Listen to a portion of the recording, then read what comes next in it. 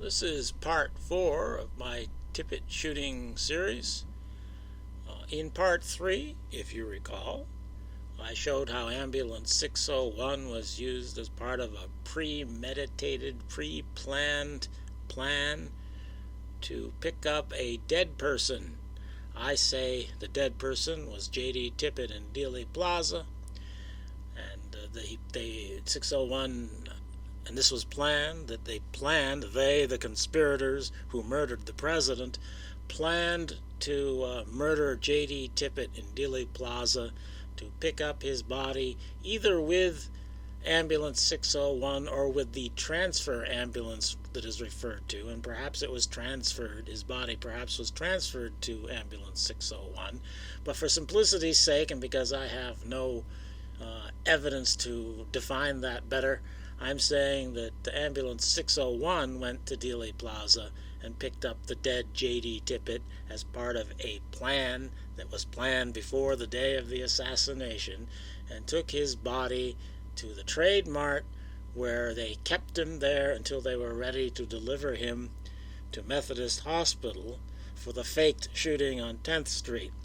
They wanted to deliver him at a time that would make sense for the shooting on 10th Street, and that's where I started this series, where the times conflict, and I will be getting back to that eventually. But that's where part 3 ended, and now we're into part 4. Now, since I'm saying that J.D. Tippit was killed in Dealey Plaza, it would be good if I could prove that he had actually been there. That would make it an easier argument. Proof is something to a degree of either maybe more likely than not, beyond a reasonable doubt, to an absolute certainty. So people will argue that things are not proven when other people will say they are, because of the different degrees of proof, and also because of different opinions about the evidence. So I certainly can't prove this beyond a reasonable doubt, I don't think. But I think in the context of everything, of all the information available, that it's more likely than not, at least. And I'm going to start here with Alan's son. According to the official story, he was in school in the morning, complained of a tummy ache, and was allowed to go home. And according to the mother, he was home when J.D. Tippit came home for lunch. And so Alan and J.D., his father, are together shortly before the assassination. And I have, in my estimation, proved beyond a reasonable doubt that Alan Tippit was in Dealey Plaza during the assassination. I'm not going to go over that here, and of course there will always be people who will say that I'm wrong about that. But this is my video, and I say Alan Tippit was in Dealey Plaza. So if father and son are together before the assassination, a half an hour or 45 minutes before the assassination, and then the son is in Dealey Plaza and he doesn't have a car and he doesn't drive a car, and his father has a car and he drives a car, it is not unreasonable to think that maybe his father drove him to Dealey Plaza. There are other ways he could have got there. He could have, perhaps there was time to get a bus. There probably was. He could have hired a cab, or maybe he could have got a ride with somebody else. But here we have an explanation for one reason why I think J.D. Tippit was in Dealey Plaza, because he was with his son for lunch, and his son was in Dealey Plaza, so it's not unreasonable to think that the father drove him there. And if the father drove him there, that means he would be there too. Now, an apparent contradiction to my scenario appears in the radio traffic. We have at 11:50, J.D. Tippit says he's clear, obviously clearing from his lunch. And at 12:17, Tippit says he's going to be out of the car for a minute at Bonneview, 4100 block Bonneview East. And then at 12:20, he says he's clear. Now, actually, it's not impossible that he could have gone to Dealey Plaza after this, but I don't think that's the case. These times happen to correspond to the epileptic seizure event, diversion event, in Dealey Plaza. And as we can see here in this, I believe it's the Bowles transcript, J.D. Tippit clears at 12:17, or in the 12:17 minute, and in the 12:18 minute the ambulance call comes in for the epileptic seizure.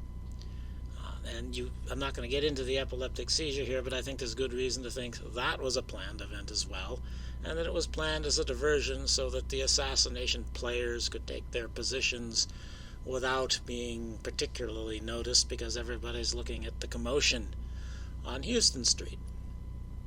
So, probably, since it's being called in at 12:18 and Tippit is out at 12:17, and that's the end of the 12:17 minute, and the call comes in at the beginning of the 12:18 minute, there's probably like 30 seconds between Tippit saying he's clear and the call for the ambulance coming in.